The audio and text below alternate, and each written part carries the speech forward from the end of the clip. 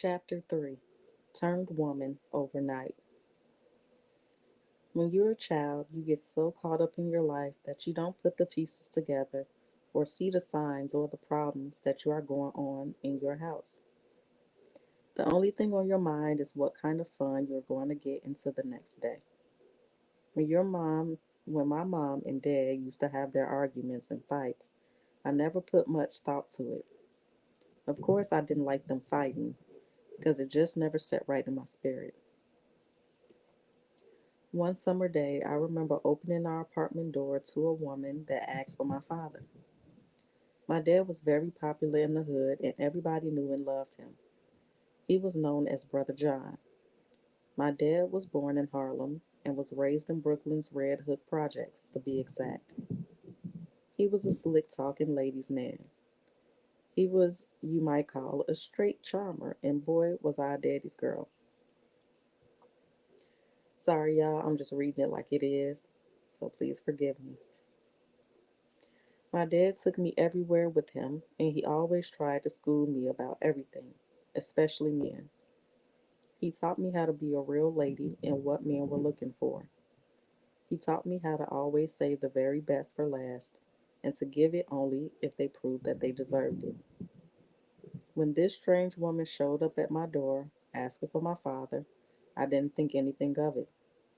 My mom came to the door, and her and the stranger exchanged words. I heard the woman tell my mother that she was never going to leave my father alone. I said to myself, hold up, what is going on? Later, I found out that the woman was my dad's mistress. Well, one of them. At the age of 13, I really didn't understand what a hurtful thing had taken place. I couldn't relate to my mother's feelings, but like I said, my mother was very passive and quiet. You never really knew what was on her mind. Time went on and everything went back to normal, or so I thought. By then, I was 14 and my parents, for whatever reason, were no longer as strict as they used to be. They even allowed me to get my first job at Burger King. I was so excited. Finally, I can go out and make my own money and buy my own things. After being confined in a house for several years, I thought, finally, I can go out and live my life as a teenager. I can get away from the house and kids and have fun like other teenagers do. I remember that first day like yesterday. It was a beautiful August morning and the sky was blue. It wasn't as hot as most August days. Surprisingly, my parents agreed to let me go to my first block party in the Slow Bomb project. You couldn't tell me anything. One of my good friends that I was going with said she would be by the apartment at 2 o'clock, so we could walk over there together. When I was getting my clothes out, I noticed my favorite jeans had a rip in them. My mom looked like she was going out, so I asked her if she could sew the rip up real quick. She said, sure, I'll do it as soon as I get back from the store. I said, that's fine. She was going to the store at the corner and it was only noon, so I knew I had more than enough time to finish getting ready. But after half an hour, I began to get worried. I looked out the window and walked outside in front of the building to see if I saw her, but I saw no one. I walked to the store and she wasn't there. I thought maybe the store didn't have what she was looking for, so she went down the hill. I went back to the house where I sat very impatiently, waiting for my mother. I kept staring at the clock and out the window. By now, an hour had passed, and then another hour. I began to wonder what store my mom went to. She had never taken this long to go to the store before. Before I knew it, my friend was knocking at the door. I had to rush and find something else to wear, but I kept wondering to myself what happened to my mother. This was so out of her character. My mother's word was bond. Anything my mom told me she was, what she was going to do, and she always did it. I was a little worried, but didn't want my friends to know. I didn't want to ruin the party mood. I convinced myself that everything was okay and my mom probably just got caught up. I told myself that when I get home later, I'll ask her what happened. Well, the block party was everything I expected. There were lots of people and the music was pumping with all the greatest hits. However, I couldn't help wondering if my mom was okay. I couldn't wait to get home and give her a big hug and let her know how much she scared me. Walking back from the block party felt like the longest walk ever. I couldn't wait to get home and check on my mom. When I walked through that door, the house just felt was just how I left it. It was quiet and now it was as dark as my spirit. I suddenly got a real sick feeling in my stomach. I knew something wasn't right. This was not at all like my mother. My mom should be home by now. The kids should be playing and the house should be lit up with life. It was 9 o'clock. My brothers and sisters were upstairs at a friend's house and my dad wasn't home. My friend said to me, "This is different. No one's home. Where is everybody?" I said, "I don't know. My brother and sisters are at the neighbor's house and my dad is probably running the streets. But I don't know where my mother is. Maybe she's with my father." I went and told the neighbor that had my brothers and sisters that I would be in the front playing and I'd get them when I came inside. It was a beautiful night out, so my friend and I just sat out there for hours talking and playing hopscotch until about midnight. In the distance, I noticed my dad walking up the block without my mother, but I didn't panic. I said, "Dad, where is mommy?" He said, "In the house." I could smell the liquor on his breath. So I said, "No, Dad, she's not in there. She hasn't been home all day. Not since noon when she went to the store." He said, "Well, where are the kids then?"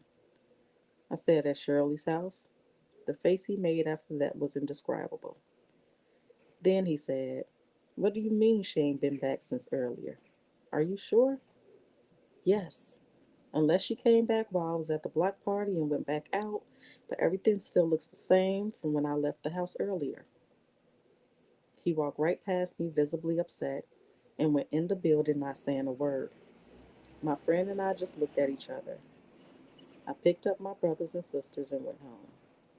I put them to bed, said a prayer to God that He please bring my mom home safely. I wanted her to be brought home in one piece in the middle of the night or by the time I woke up. Morning came, and the first thing I thought about was Mommy. I couldn't wait to ask her what happened to her last night. I heard my little 1 year old brother crying and my other brothers and sisters playing. The noise echoed through my apartment, so I jumped up and ran toward the kitchen. My room was toward the back. We had one of those railroad apartments. It felt like the longest run to the kitchen. I wanted to confront my mother, but as I passed the living room, I noticed my little brother on the floor crying. My little sister Fatima tried to keep him quiet, and the others were just running wild, like they hadn't eaten or anything. My dad was sitting in the kitchen with two of his friends looking very worried. My brother John, who was 12 at this time, said, "Mommy didn't come home last night. Daddy is trying to find her. Nobody ate, and right there and then, for some reason, I knew my life would never be the same." I walked into the kitchen, and my father wasn't paying me any attention. He was busy talking to his friends, so I started cooking some egg sandwiches for my siblings. I tried to listen in on what my dad was talking about. After cooking breakfast for the kids, I got tired of wondering, so I asked my dad what was going on. He said, "Everything is going to be all right. Just worry about your sisters and brothers. I'm trying to find your mother." Four more of my father's friends came to the house. I heard him say, "Make sure you check all the hospitals, jails, parks, bars, and morgue." I thought to myself, the morgue? That's where they keep dead people. Never in my 14 years have I seen my father lose his cool like he did that day. All of a sudden, it just felt like the walls were closing in on me. All the loud chatter, the music, the kids' cries started to fade away. I started thinking, It's just a bad dream. God, is this really happening? Even at a very young age, I knew that God was the only one that I could call on at a time like this. My house suddenly went from just me, my mom, my dad, and my brothers and sisters to all my father's closest friends and the police. They were all in the house trying to find my lost mother. I never cried. I never felt sorry for myself. I just went into automatic mode, caring for my brothers and sisters. I also tried to help my dad in any way I could. The next day, when I woke up, I started helping the kids get it together and making them breakfast, lunch, and dinner. The kids kept me busy.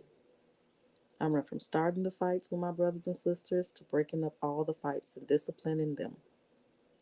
I had no time to think about anything else. For the next 2 days, my dad was never home, all day and all night. He and his friends were combing the streets, hospitals, jails, etc., looking for my mom. For me, it was a cycle. Get up, peek in my mom and dad's bedroom to see if she came back, then back to automatically caring for everyone else. I was off to the kitchen and I thought just maybe my mom would be there cooking, but the kitchen was empty. There were no tempting smells, no pots or pans clanking. The only thing I was greeted by was a deafening silence. I got a sick feeling in my stomach. I wanted to just explode and cry, but I couldn't because my family needed me. I didn't want one of my brothers or sisters to catch me. I didn't ever want them to see me cry. I needed to stay strong and keep everything together to give them comfort and hope. I just had to keep it going. Not for me, but for them. I made breakfast and got the kids together so they could go play outside. With the kids taken care of, I would allow myself to daydream about my mother walking through the door and what I would say to her. My father didn't want anyone on the block to know my mother was missing, so I had to continue to act like she was still home. I would lie and say that she was out making her store runs when my friends came over and asked me to go play outside. The only reason why I got away with it was because I wasn't ever allowed to have company in my house. My friends would always talk to me at the front door. Basically, at an early age, I learned how to live a lie.